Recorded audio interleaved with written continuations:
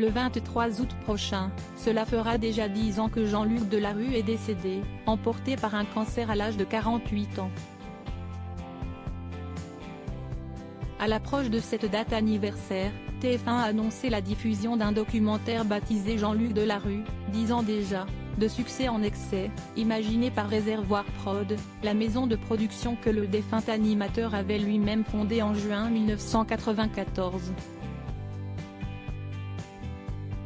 Eve Ewing, actuelle directrice générale de Réservoir Prod, s'est confiée à Téléstar à un peu moins de 10 jours de la diffusion du documentaire, le 24 août, dévoilant les premiers détails sur ce grand projet déjà très attendu par les téléspectateurs.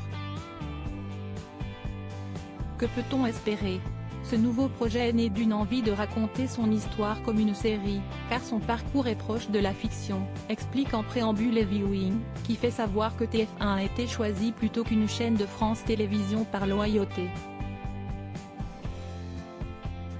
Il nous avait déjà commandé un documentaire diffusé sur D8 en 2015, précise-t-elle. Au programme de ce portrait de 2h15 découpé en 3 parties, de nombreuses dates clés évoquées et de multiples témoignages. Mais si les téléspectateurs espéraient pouvoir entendre ceux d'Elisabeth Bost, journaliste et ex-compagne de Jean-Luc Delarue, et de leur très discret fils Jean, il ne sera rien.